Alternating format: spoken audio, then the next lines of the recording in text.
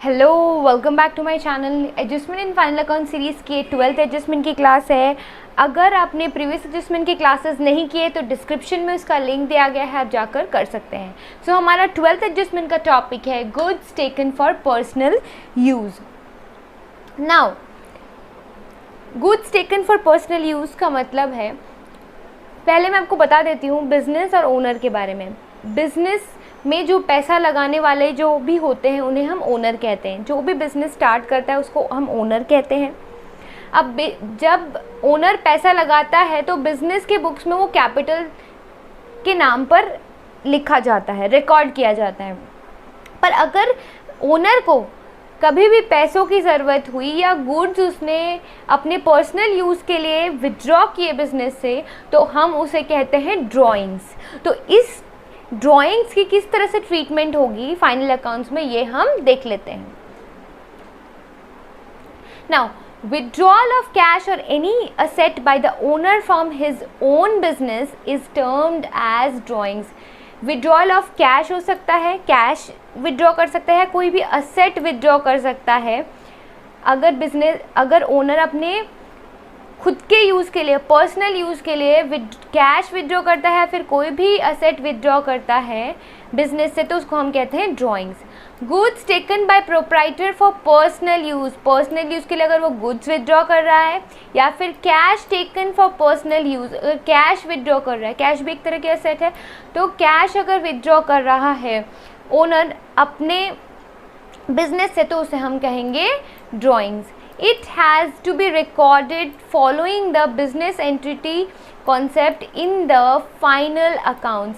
हमें पता है बिजनेस एंटिटी कॉन्सेप्ट क्या होता है। बिजनेस एंटिटी कॉन्सेप्ट कहता है बिजनेस अलग है और ओनर अलग है। जो भी ट्रांजैक्शंस बिजनेस के अकाउंट्स में रिकॉर्ड होंगे वो बिजनेस की पॉइंट ऑफ व्यू से होंगे, ना कि ओनर की पॉइंट ऑफ व्यू से होंगे। तो हम जब भी कोई भी ट्रांजैक्शन ओनर बिजनेस के साथ करता है तो इधर कैपिटल बढ़ता है या फिर कैपिटल रिड्यूस होता है। अगर बिजनेस में ओनर पैसा लगा रहा है तो कैपिटल इंक्रीज होगा, और अगर कुछ पैसे विड्रॉ कर रहा है या कुछ भी चीज़ें विड्रॉ कर रहा है तो कैपिटल से रिड्यूस होगा। और जो भी अमाउंट रिड्यूस होता है हम उसको ड्राइंग्स के नाम से लिखते हैं।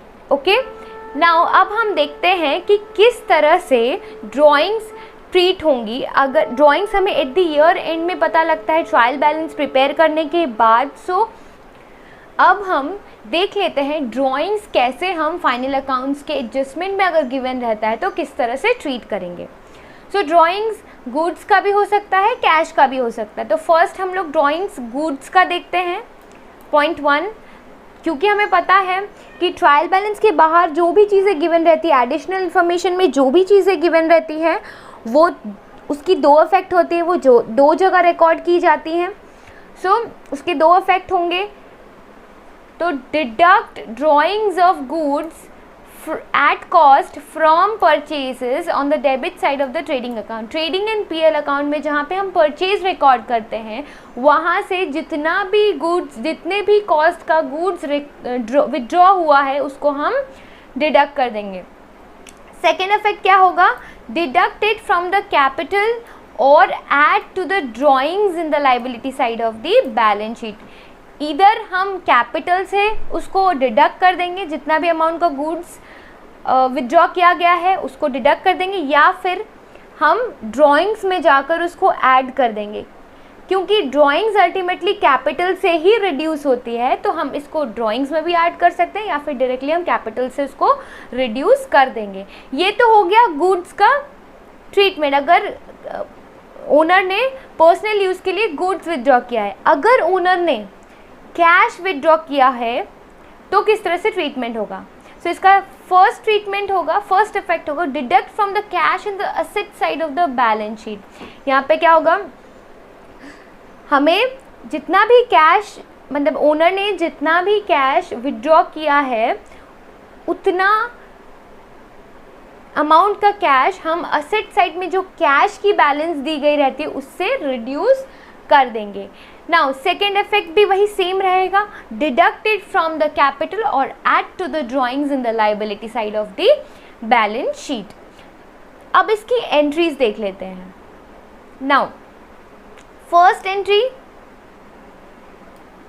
Drawings made by cash. अगर ड्राइंग कैश की अगर ड्राइंग हुई है तो एंट्रीज हो जाएगा drawings account debited to cash या फिर बैंक अकाउंट। अगर बैंक से विड्रॉ किया गया है तो बैंक अकाउंट, अगर कैश विड्रॉ किया गया है तो कैश अकाउंट हो जाएगा। तो drawings account would be debited to cash और बैंक अकाउंट। फिर कैपिटल से रिड्यूस किया जाएगा इसे, सो कैपिटल अकाउंट डेबिट हो जाएगा। कैपिटल जब रिड्यूस होगी तो डेबिट होता है और कैपिटल जब इंक्रीज होती है तो क्रेडिट होती है। तो यहाँ पे कैपिटल रिड्यूस हो रही है ड्राइंग्स अमाउंट से, so capital account debited to drawings account. Now next, अगर गुड्स विड्रॉ किए हैं ओनर ने तो किस तरह से ट्रीटमेंट होगा? Withdrawal of goods by the proprietor. So पहले same drawings account debited to purchase account, क्योंकि गुड्स की विड्रॉल है, गुड्स हम परचेज जब करते हैं तो परचेज अकाउंट डेबिट करते हैं। यहाँ पे गुड्स, जितना भी गुड्स परचेज हुआ है उससे हम उसको उस अमाउंट से हम रिड्यूस कर देंगे। मतलब ड्राइंग्स जितना भी ओनर ने किया है उस अमाउंट से हम परचेज को रिड्यूस कर देंगे। अगर परचेज रिड्यूस होगी तो वो क्रेडिट हो जाएगी।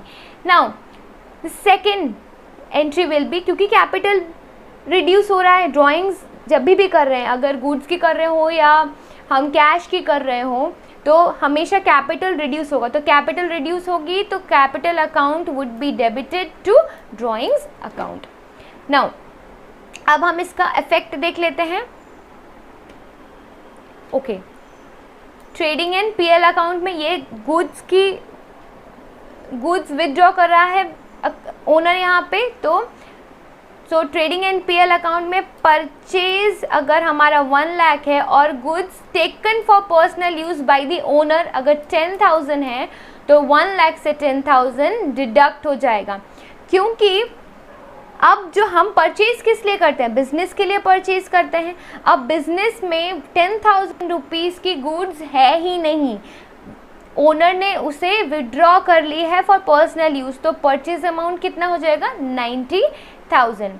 नाउ बैलेंस शीट में हम कैपिटल से रिड्यूस करेंगे। कैपिटल अगर बिजनेस की 4 लाख है तो हम ड्राइंग्स 10,000 डिडक्ट कर देंगे, तो हमारी एक्चुअल कैपिटल हो जाएगी 3,90,000। ये हो गया हमारा गुड्स का विड्रॉल। अगर हम कैश विड्रॉ करते हैं तो किस तरह से हमारा ट्रीटमेंट होगा? अगर कैश विड्रॉ किया जा रहा है सेम ट्रीटमेंट होगा कैपिटल के साथ। लाइबिलिटी साइड में कैपिटल से ड्राइंग्स रिड्यूस किया जाएगा। अगर कैश भी 10,000 की विड्रॉ की गई है तो 4 लाख माइनस 10,000 दैट इज़ 3,90,000 हो जाएगा रियल कैपिटल। और क्योंकि कैश विड्रॉ किया है तो कैश बैलेंस कम जाएगी, तो कैश अगर 25,000 है तो ड्राइंग्स हमारा यहाँ पर है 10,000, तो 25,000 माइनस 10,000 तो actual cash in the business हो जाएगा 15,000। आई होप आपको ये क्लियर हो गया होगा। नेक्स्ट वीडियो में हम नेक्स्ट एडजस्टमेंट को डिस्कस करेंगे। So till then take care, thank you.